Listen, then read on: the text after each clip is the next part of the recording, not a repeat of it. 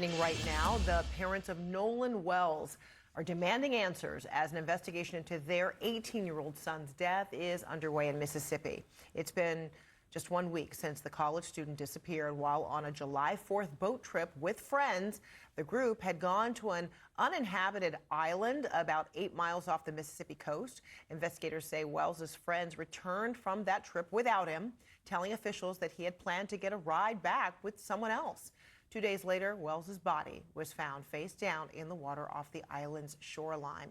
And now the uncertainty of what happened to him is fueling speculation and racial tensions since Wells was the only black person among the group of friends. His parents spoke to CNN's Victor Blackwell this morning about hearing from their son's friends. The children have expressed their condolences and, you know, Nolan was my best friend. That's what I keep hearing. You know, Nolan was my best friend, but the way Nolan was, he would have made sure, right? And with any of his friends across the board, whether you're black, white, pink, purple, Nolan would have made sure, hey man, let's go. Like, hey man, come on, let's, you know, we're done for the day type of deal. Was there ever a moment that you thought that if something went down, if your son needed these friends, that the loyalty would be questionable because he was the only black person in this circle that he was in this day? So this is the thing.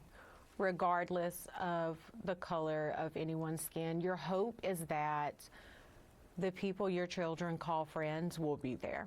Like, that is any parent's hope, right? Mm-hmm. Unfortunately, there are just so many patterns here in America when you start to talk about the African community. We've seen this time and time again, which again, because I've seen the discourse about, oh my gosh, you know, how can these black parents just allow their son to be the token black boy of the group? And that's the issue. Like, Nolan was friends with everybody. When you look at all the messages, all of the people that are speaking out regarding Nolan, they are coming from all different backgrounds.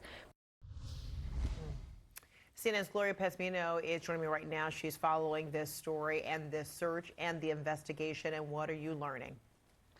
Yeah, Fred, you know, this is just such a nightmare scenario for any parent to have their child go missing.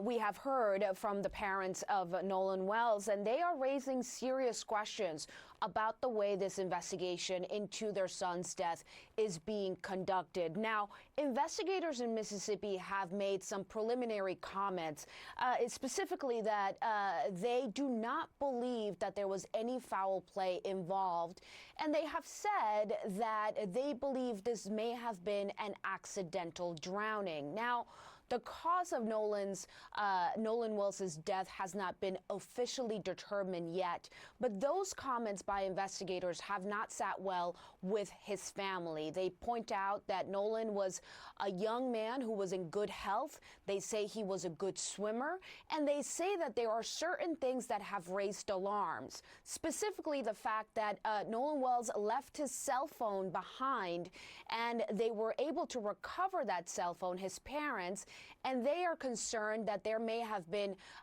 pictures or videos that were deleted from that phone. That's one thing they say raises alarms for them. They also say that their son was unlikely to have separated himself from the group that he originally traveled with. Just listen to a little bit more about what his parents had to say to our Victor Blackwell earlier this morning. Transparency is important. Since we started this, that is all we asked for. And it's just a lot of things with this case that's going on that's not clear. I know locally it's being pushed that, oh, it's likely a drowning. Well, you know, you have all these other things that have kind of happened in between, and it makes you wonder, you know, could there be anything else? And again, like I've stated this time and time again, I would expect any parent or person to want to use any resources available to them to find their loved one. This was our baby boy. Now, despite that officials saying that there was no obvious signs of foul play or trauma on Wells's body, his parents have hired an outside independent investigator. They're also conducting an independent autopsy of their son's remains while they wait for the official conclusion from state investigators who are trying to determine both the cause of death and conducting a toxicology report. Those results are expected to take at least some days, if not weeks. That is going to be key information. But in the meantime, his parents raising questions both about the investigation, pointing out the racial tensions of this whole incident, and of course, just living through unimaginable heartbreak. Their son going missing and sadly being found dead on that island. Fred? Yeah, unimaginable. And that, as the family consented to, sending the body, of their son to the Washington, D.C. area for that independent autopsy. All right, Gloria Pazmino, thank you so much.